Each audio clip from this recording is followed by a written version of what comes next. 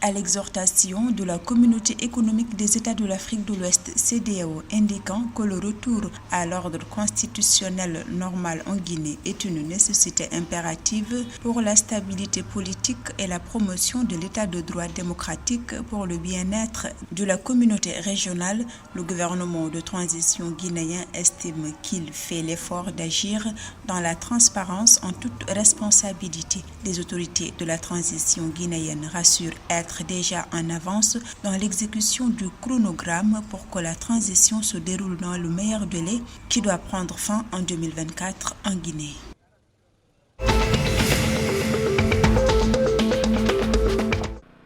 Au Sénégal, l'aéroport international Blaise Diagne de Diass voit son trafic de passagers bondir de 23% au premier trimestre 2023 par rapport au dernier trimestre de l'année 2022, selon les statistiques de l'Agence nationale de l'aviation civile et de la météorologie ANACIM. Cette performance est en relation avec la demande de transport aérien énergique et l'offre conséquente des compagnies aériennes. Ainsi, la quantité de fret transportée a progressé de 6% avec 617 tonnes de plus transportées. Les mouvements d'avions ont cru de 8% et la demande de voyager a augmenté de 23% avec 715 587 passagers transportés.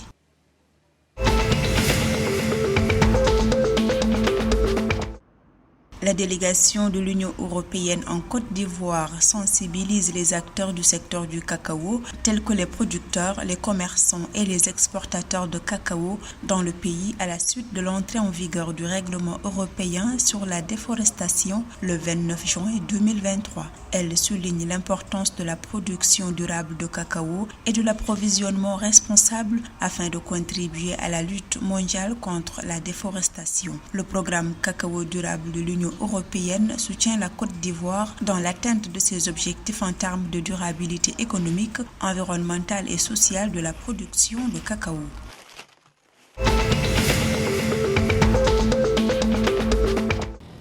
Au Togo, l'autorité de régulation des communications électroniques et des postes a généré un revenu de 4 milliards de francs CFA pour l'État en 2022. Ce montant a connu une hausse par rapport aux 3,94 milliards de francs CFA enregistrés en 2021. Ceci entre dans le cadre de la série de procédures de sanctions enclenchées par l'autorité de régulation des communications électroniques et des postes du Togo qui a abouti à 3 mises en demeure et 3 pénalités financières conséquentes.